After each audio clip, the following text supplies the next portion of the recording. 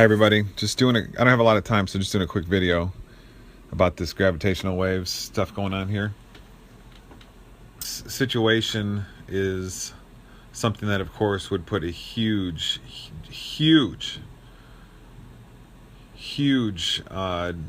bolster to professional science. It would make their entire gravitation metaphysics that all of modern science, all of modern cosmology and astrophysics depends on, and solar system science as well. It would make gravitation a scientific entity rather than the purely metaphysical entity that it is right now. Or, I mean, that it has been up until this supposed discovery. So, if people who know a lot about science and how professional big money science works will know that there's a lot of flags here with this issue.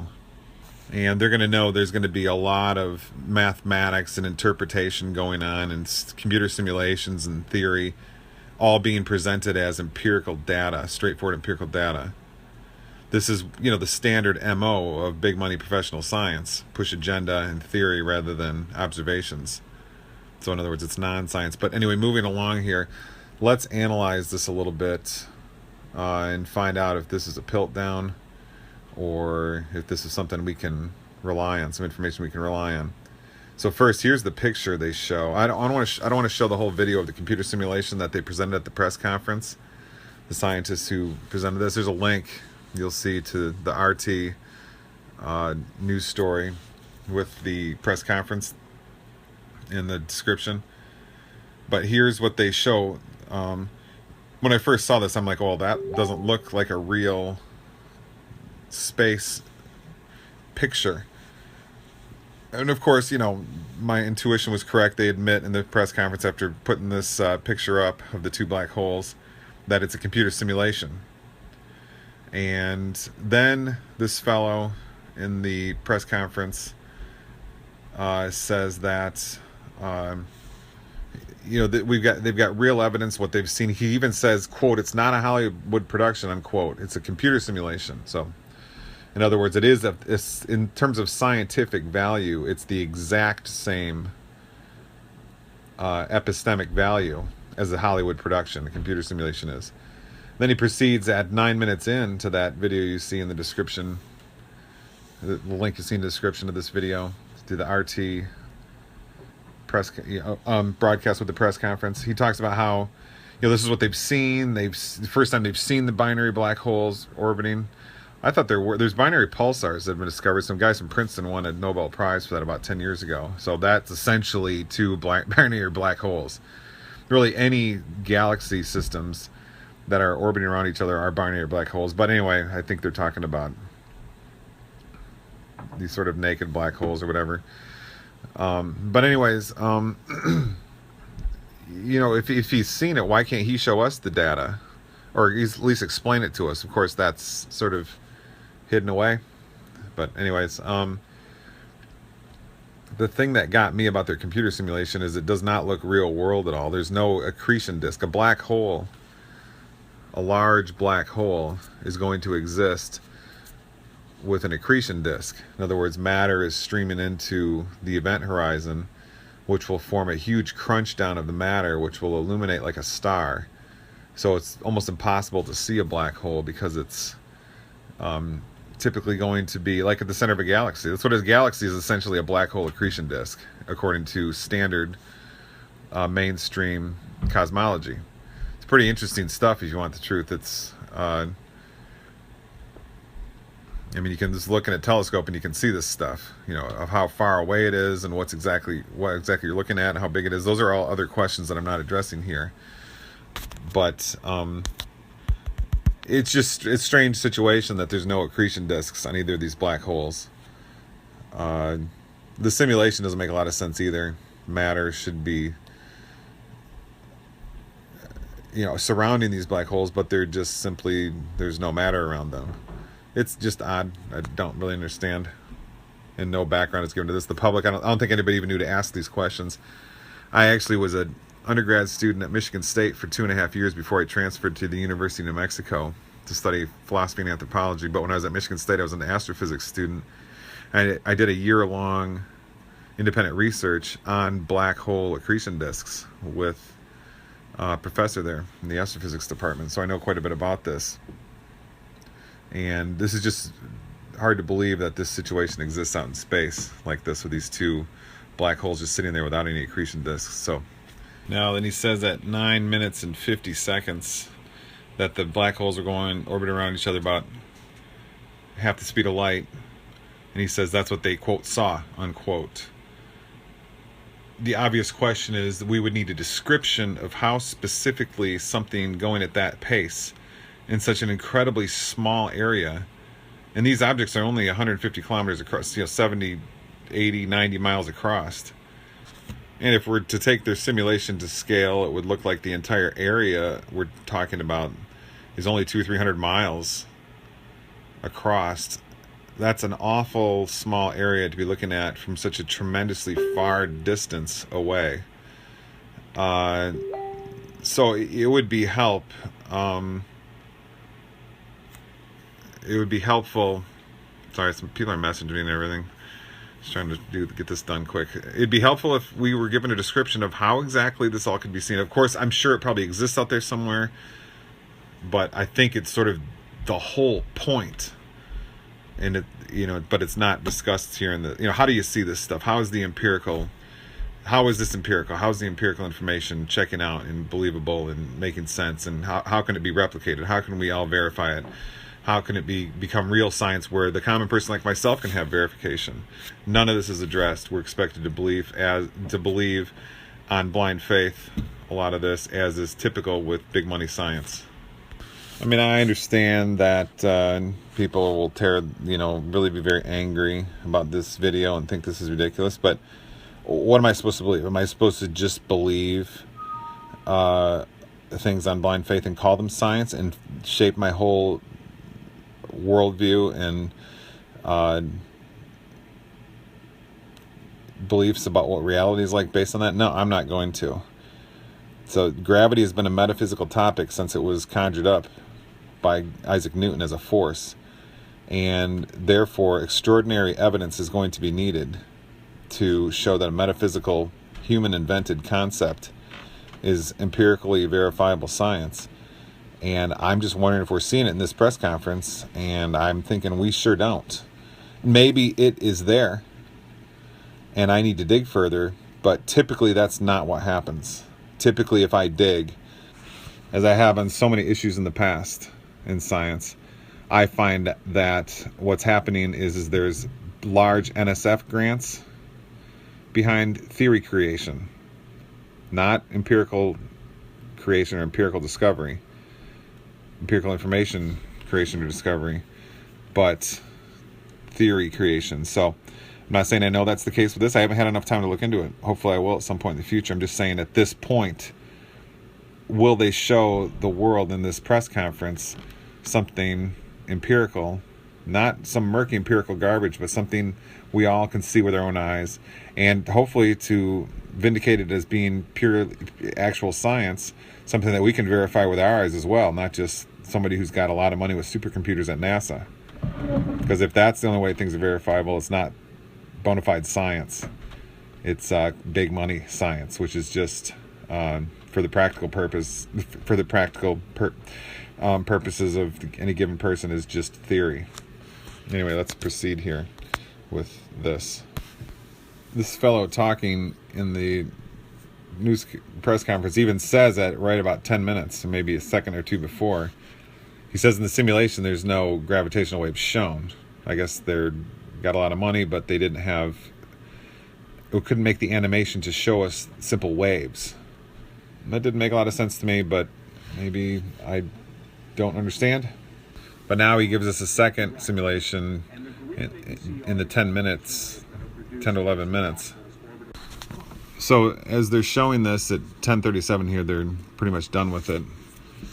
I'm just thinking to myself, a gravitational wave is a wave of space, but space is by definition invisible. So a little curious of how, so we'd have to see the gravitational wave affecting things. So we'd have indirect evidence of their existence at best, which I guess is fine. Not exactly how you want it to be purely empirical, but anyway, what they say next is they tell us that it took a long time for the gravitational waves to travel to Earth, where it affects Earth and where it is there detected. Okay, and the object on Earth that we are told discovers these gravitational waves is the interferometer, which this other fellow now passes off into the press conference in the 11-minute mark to discuss. Yeah, actually, it's before that though. He's talking about how small of what they're trying to detect is smaller than the size of a proton. So I know from so we're going outside of the observable. So they're going to be depending on mathematics.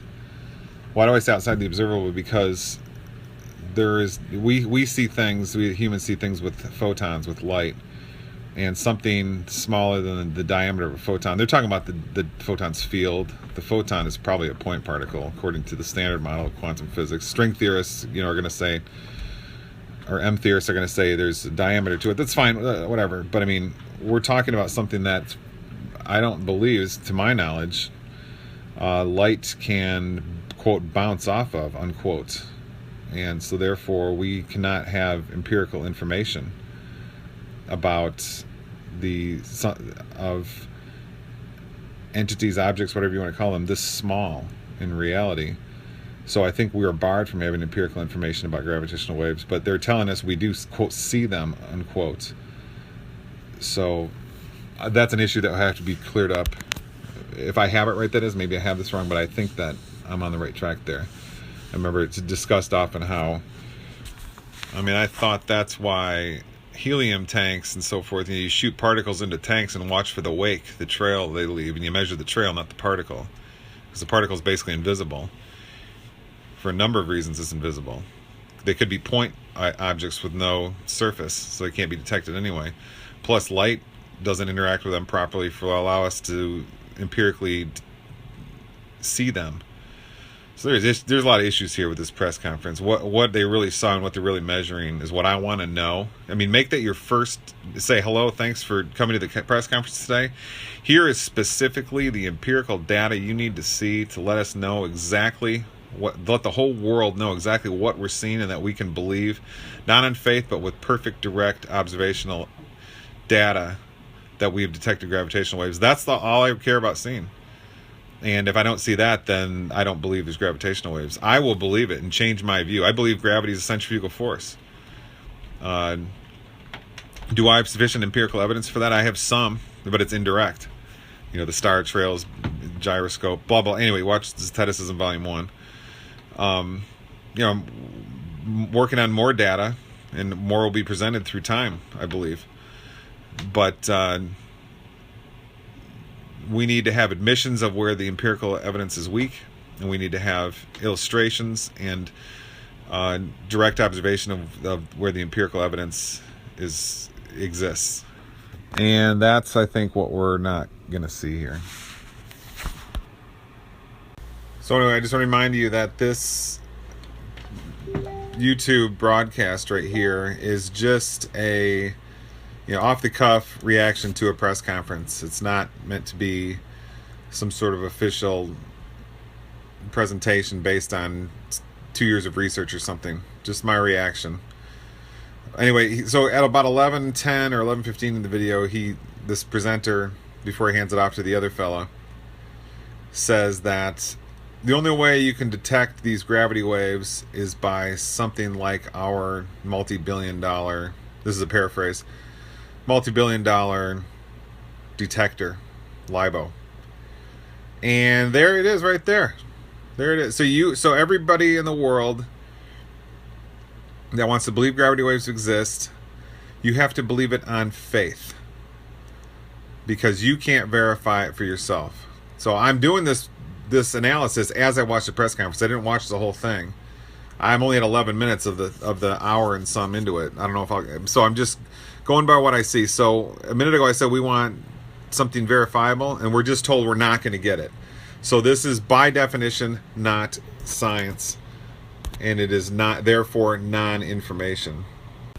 Okay, then proceeding on here, just after 12 minutes into it, this fellow tells us that the way they detect these waves is that they can hear them. Okay, so they must be, their sensor turns the gravitational wave information, which is almost a metaphysical bit of information because we're talking about space, something not visible, and turns it into sound somehow. So this is very mysterious, to say the least.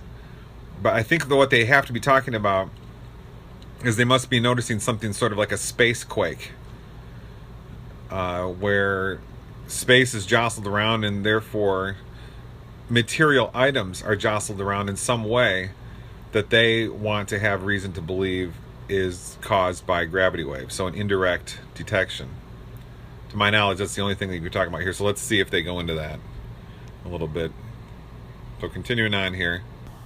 So he's going on here about how he hears them. He can hear all these things in space. And I'm at 1250, and he's changed the subject. And hopefully they're going to play us some of these sounds. Because I bet you when they play them, it's not going to be very convincing. Because the sound isn't going to be identical to a wave, a gravitational wave. And anybody who hears that's going to be unconvinced. Say, how do I know that's A is B? How do I know that's a wave? So this could be another issue of that's a problematical aspect of this presentation. Instead of just addressing those issues, this fellow, he's still sort of passing off the microphone to the next fellow. But instead of discussing some of these important issues that I believe I've pointed out here, he goes on to praise the NSF and talk about how bold they were to build LIBO, okay, the detector. And he goes on quite a pageant of praise to them. This, when I was in academia, this was standard. There's a lot of, patting each other on the back, and you don't look at the nitty-gritty of anybody's details, no question too much, but let's really pat ourselves in the back when we publish this or that shoddy article, or when we have this questionable research that we've done. We'll all big smiles and so forth. But anyway, that's just an informal comment. I just wanted to say it sort of reminds me of what I remember from when I was in academia. Just not really productive to empirical data detection. Okay, so anyway, here in the 14-minute mark, he does pass it off. It turns out it's a female he was passing it off to. I thought it was a male, but whatever. And she immediately goes into telling us about this discovery, and how it's a long, more pageantry, very, how impressive it is that this discovery was made. And still, we're almost 50 minutes in here, and not only has no empirical data been presented, but we've been specifically told that we're not getting it because you can't detect it. People in expensive laboratories can, supposedly, but we cannot share in that verification. We have to believe on faith. So how am I to avoid the conclusion then that what we're being presented with here is metaphysics? It is specifically non-scientific information being presented as scientific empirical data. And the public will believe it, and people will now discuss the Zetetic position as being lowered and, demoted a bit or something. Can't think of the right word. Because, gravity is no longer metaphysical. It's been detected because I heard it on TV. And the analysis I'm giving here in this video is not considered by the populace. So anyway. So she goes on a bit here for a while now. How many people are involved, how impressive it all is, the detectors. So, I guess I don't know what the point is. It's still not scientific information to anybody listening that is not in the lab. We have to trust on faith that what's going on in the lab is what they say. And we all know what big money science does not have a very good track record. They are quite an imperfect and largely corrupted by money. NSF, that is, enterprise. But anyways. Okay, now at 16:40 and 50 seconds in. 16 minutes, 50 seconds. She shows a graph of a wave. and says this is a I can't remember her exact words, something to the effect this is a disturbance of space-time.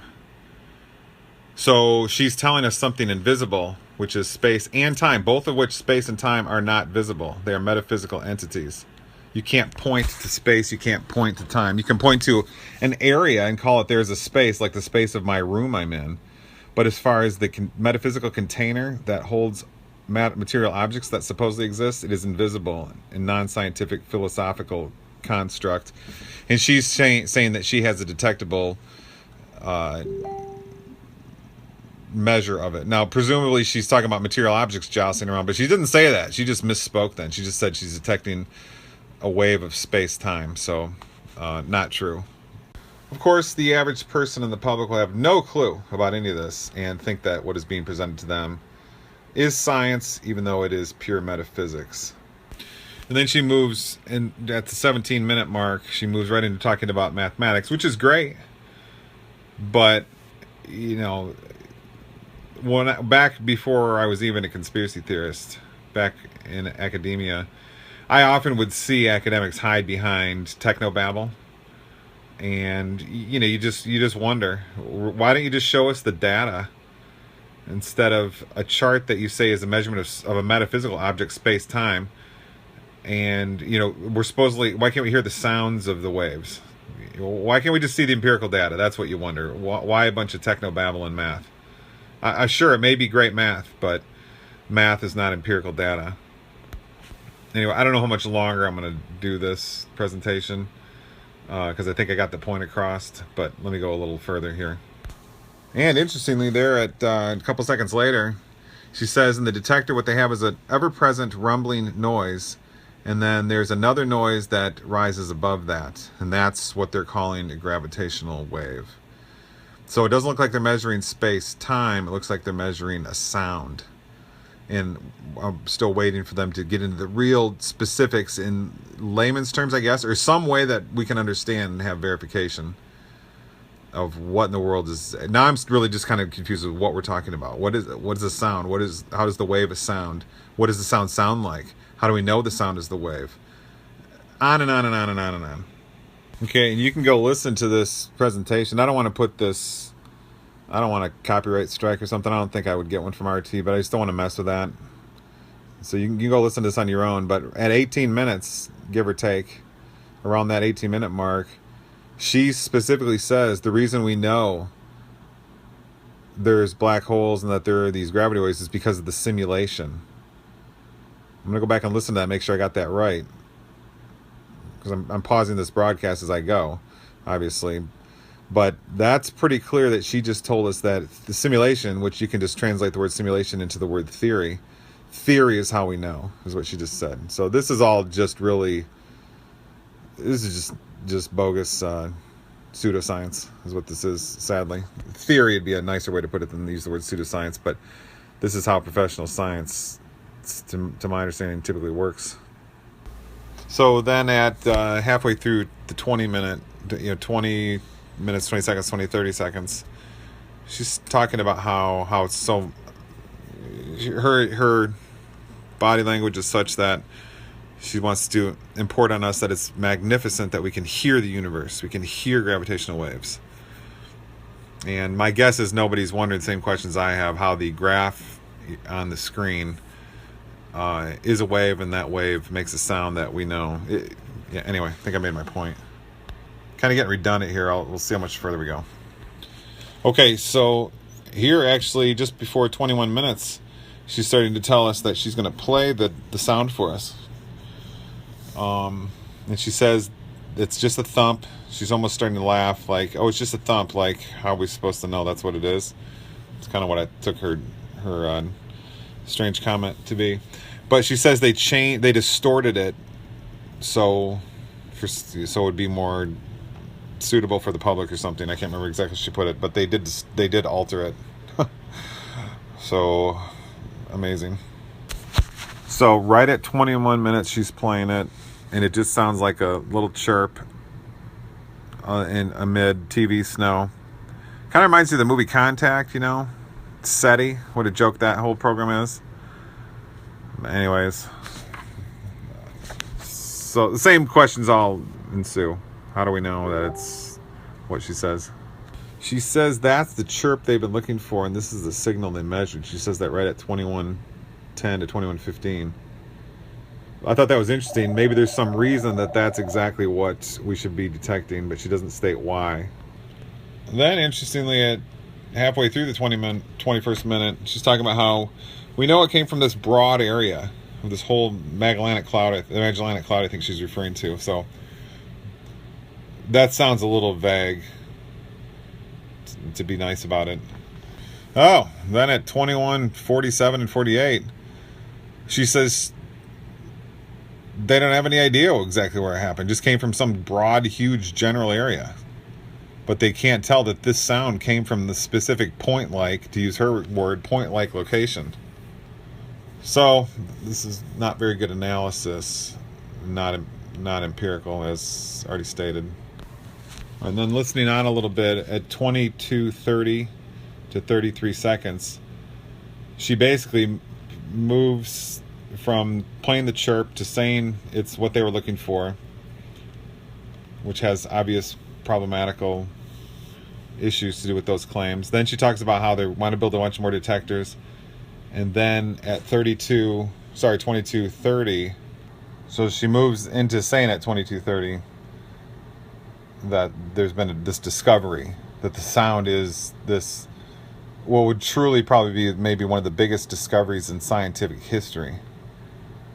I realize that some people may object and not like my questioning and skepticism, but what choice do I have but to completely reject all of this and say I will not believe in gravitational waves until I'm presented the proper empirical data?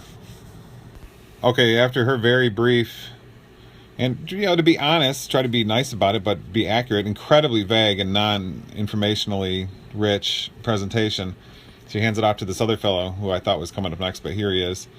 He's going to tell us about the detector. So let's go a little further in this.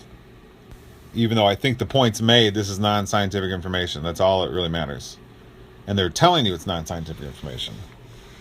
Okay, this fellow, I'm at 25 and a half minutes.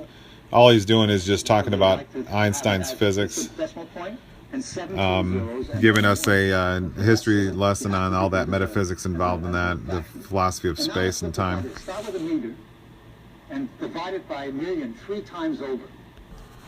Okay, here we go. Now at 26 into 27 minutes, he's going to purport to, albeit incredibly quickly, tell us how detection happens. So let me tell you word for word. I'm just going to read back what he's saying here. See this round cylinder there. Laser. Okay, there's a laser. There's a beam splitter, which is that thing which is that beam splitter. In the middle. Then there are 2 mirrors, which have a couple mirrors. One to the left, one to the right. A detector, which he says is, quote, a rectangular thing, unquote. That's a problem. Talking about the electric field and the light. The color of the animation of the stream of stuff is light with an electric field. Is that right now there is no light at the photodetector. There's no light at the photodetector. For the gravitational wave. And now people begin. Hold on. Let me go back. I missed something. Okay, he says there's no light at the photodetector, and that's the trap we've set up for the gravitational wave. Presumably he means the trap where it can be trapped to be detected. This is literally word for word what this fellow is saying. He's got some animation on it which just shows like a stream of color flowing into a rectangle. And this is our detector. I think he called the detector make-believe a minute or so ago. Presumably he's talking about because it's animation, but strange choice of words, the make-believe detector. I mean, come on. And then he moves from what I just said into saying light is detected at the photodetectors and makes the detectors move in a tiny way by the light. And then he says the light detected is proportional to the strain in the gravitational wave. This is not going to give us a satisfactory empirical verification. Of course, it is word salad or classic academic technobabble. And this guy, of course, knows that I bet professional physicists don't even know what in the world this guy's talking about. Anyways, when I taught in academia, rule number one is when you're talking to an audience that doesn't have background in your expertise, you make sure to explain it to them where they can understand. And that's not what's being done here. Which makes you wonder why. I mean, biggest discovery in history, and this guy is going to purposely use technobabble. Well, you don't think he could have stopped and thought for a second with all his years? He's an older fellow with his prestige and experience that he might want to understand through all his years of teaching and so forth, that maybe I should explain it in terms that everybody will get. All these millions or potentially billions of people watching. But he doesn't think of that. Just, it's just always just weird in this academic garbage. Always games and stuff. You wonder. Now he's going to tell us that, the Earth is jiggling around. You got to make sure the only thing that's jiggling the detector is the gravitational wave. So presumably what he's saying is something to the effect of, we have a mirror jiggling, and all possible factors that can jiggle it are eliminated except for this thing called the gravitational wave. So this ought to be pretty interesting to see what he says here. So here we go. Yeah, the first thing he says at 2743 is they've got all kinds of, quote, tricks, unquote, to do that. From a pendulum. Here's a sort of demonstration pendulum. So he holds up a pendulum, shakes it back and forth with his hand, and shows that his arm moves more than the pendulum does. And he says this is the key to everything, and it's very masterful and cunning how this is done. And this is the key, so let's see what he says. Oh, okay, believe it or not, I'm at 2844 now. Just hit pause. And he didn't explain anything more than that. He kind of left it unanswered. Okay. This is all a waste of time. I'm going to end this right now. I'll watch more later if I get a chance. And if there's something more, I'll redo this video and put it back up. But I'm busy today, as all of you are, and this is a waste of time. And I think we've made our point that this gravitational waves thing is a metaphysical philosophy which is being presented as empirical science for some reason, and it essentially reduces to a trick into the minds of humanity, which, most of science is like that. I understand so many people get so angry. Somebody like that, I can say that. But hey, you go look into string theory and evolution and all this other stuff, Big Bang. If you go dig into it far enough, it all falls apart like a house of cards. Okay? Just because impressive people are talking about it at impressive universities doesn't mean you don't need to check into it. Because I think a lot of people think that's what it does mean. Oh, these smart people figured it out, so I don't. I was an academic, and I made the habit of all my publication stuff. I had to start digging into stuff, and I figured out that when I dug into stuff, got to the nitty-gritty rudiments of a different empirical analyses or theoretical analyses, I found out they were all just a bunch of garbage and contradictions and non-empirical mush. So anyway, people can believe whatever they want, and you can ridicule whatever you want. I really don't care. I really don't care about changing anybody's minds. I'm just putting this video out to give analysis for a few other hardcore skeptics like myself who might get something out of it. Other than that, don't really care.